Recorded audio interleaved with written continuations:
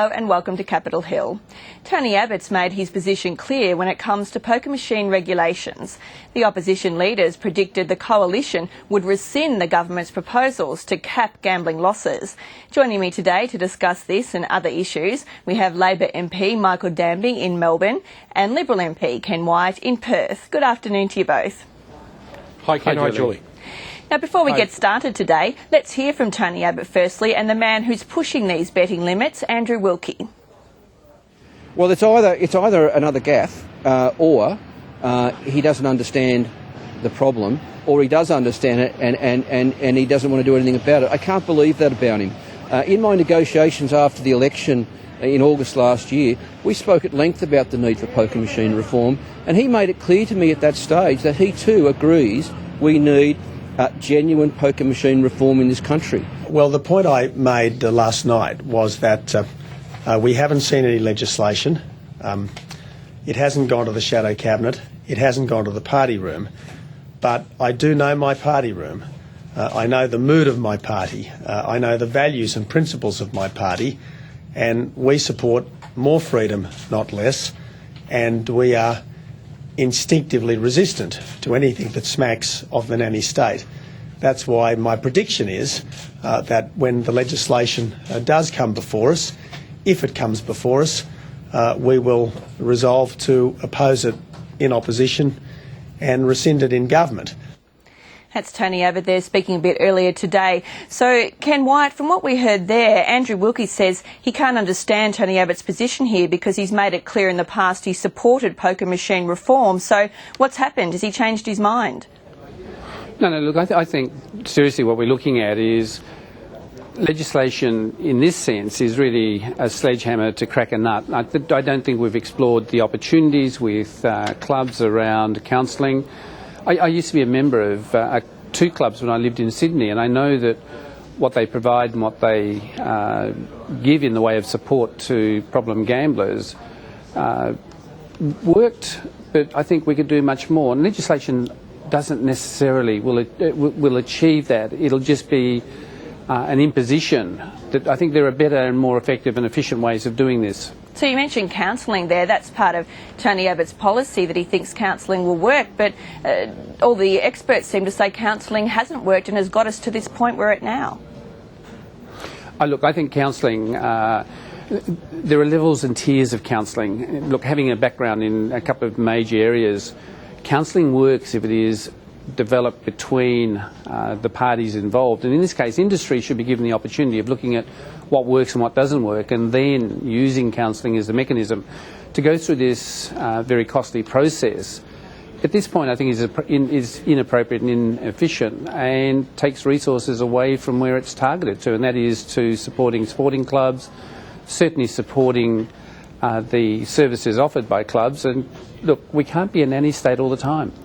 Michael Danby, bringing you into this discussion, Tony Abbott made those comments at a Clubs New South Wales rally last night. A lot of New South Wales Labor backbenchers are concerned about this. You're in Victoria. Are you worried about this proposal? Well, I think Tony Abbott and maybe even Ken, if he's a Geelong Cats supporter, should speak to Colin Carter, the president of the successful Geelong Football Club, who says that, you know, this is a problem. They're in the business, but there should be a loss limit.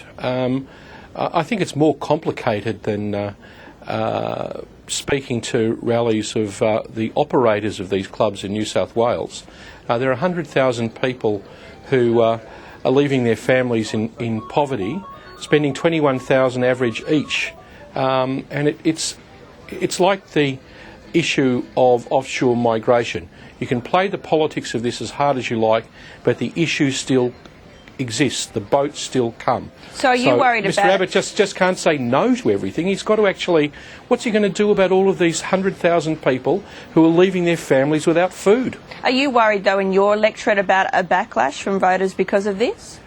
No, I'm not.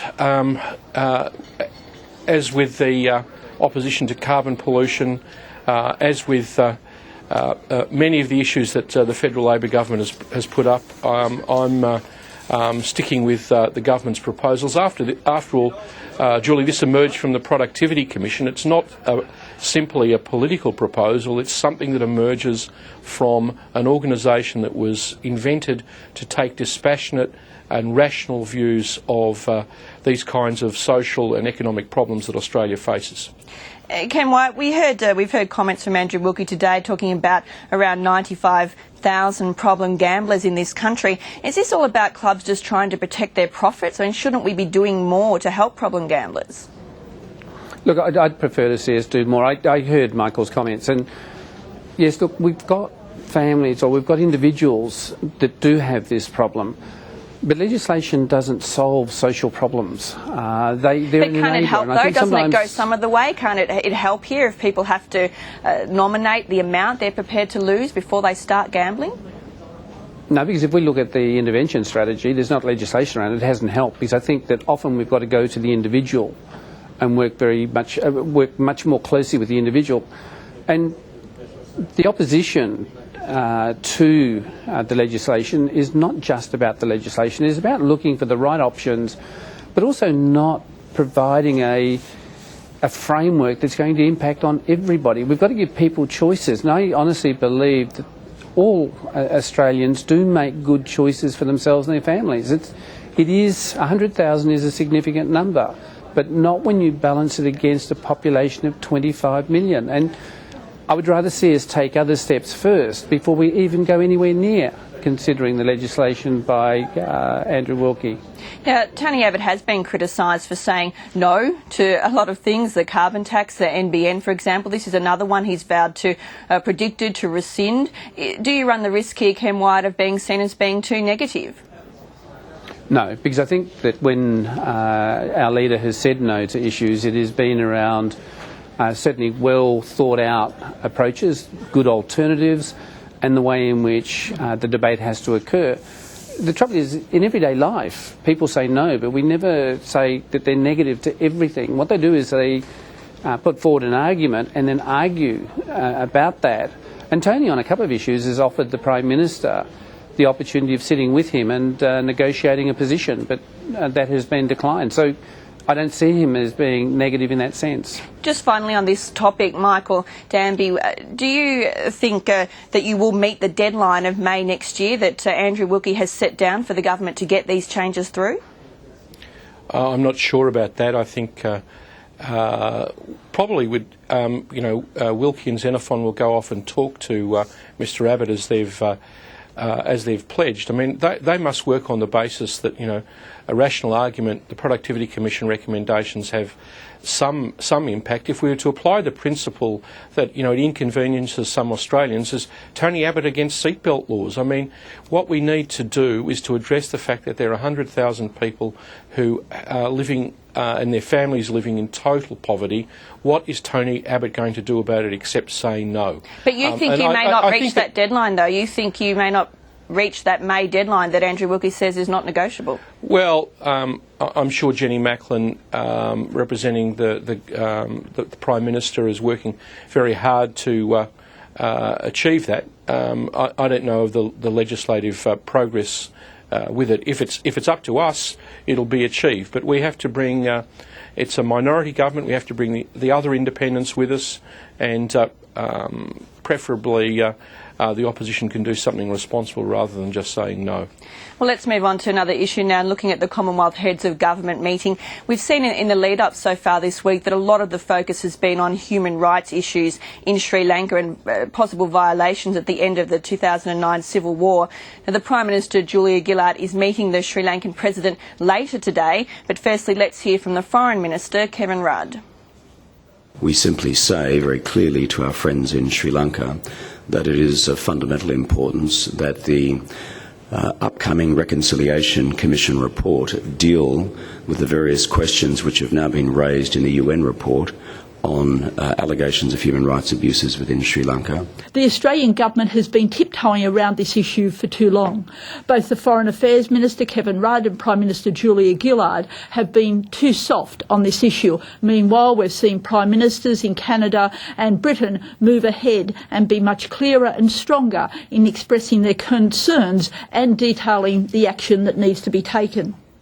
That's the Green Senator Lee Rhiannon there. Michael Danby, is she right? Has the government been too soft on this? I don't think so at all. The Foreign Minister's been very, very vociferous on the human rights situation in Sri Lanka, and I think you can see the success of the Australian government's policy by the drying up of the number of people coming by boat from Sri Lanka. But we have to be remorseless about this. It is totally inappropriate, however, for the foreign policy or immigration policy of Australia to be decided by individuals seeking to apply UN conventions in Australian courts. And in fact, Britain is moving the other way to adopt the Australian system, where the Attorney-General decides whether important international visitors can be arraigned before courts on the basis of violations of human rights. Pursue human rights very strongly, but foreign policy and the relations between countries is a separate issue. Ken Wyatt, what's your position on this one? Should the government be pushing harder for a war crimes tribunal and further investigations into these allegations of human rights abuses? Let me say this. I think that Australia's track record in the international arena, where there have been human rights abuses, is that our leaders have maintained contact with those nations in which these allegations have arisen, have continued with the open dialogue, which allows them to also influence the thinking. But the other element to this too is that unless you have those open dialogues, you do not have the type of interactions that you need to make the changes. Look, I think that it is important that our head meets with the heads of other sovereign countries in order not only to deal with those issues, but also leave the door open for discussion that will remedy those, but also in terms of the way in which we do business with those sovereign nations. So you think that the government here is striking the right balance? Look, I think and I certainly heard on the news today that the Prime Minister is meeting with the head of Sri Lanka. I think that in terms of the discussion she will have, would not be dissimilar to any other Prime Minister. They will canvass a range of issues, and I have a strong sense that they will also canvass the issue of human rights.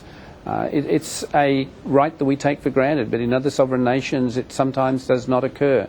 And certainly Michael referred to the commission that is looking at the advent outcomes that arise out of conflicts. Well, Michael, just finally on this subject then, Canada is talking about perhaps a possible boycott of the next CHOGM in 2013 that Sri Lanka is set to host. Do you think Australia should be considering that? Well, I think the Canadians have set a high bar for the Sri Lankan government to jump over. And whether Australia specifically supports a boycott at this stage, let the Prime Minister have talks with the Sri Lankan President. Let the United Nations and the international community continue its pressure on Sri Lanka. The Tamil people of Sri Lanka have to be treated fairly and justly, and the eyes of the world will be on Sri Lanka in the meantime. And I think actually the pressure of the Commonwealth meeting will have a very good effect on the human rights situation in Sri Lanka. We'll have to leave it there, Michael. We're about to run out of time. Ken Wyatt, Michael Danby, thank you both very much. Thanks very much. And we'll be back with another episode of Capitol Hill at this time tomorrow.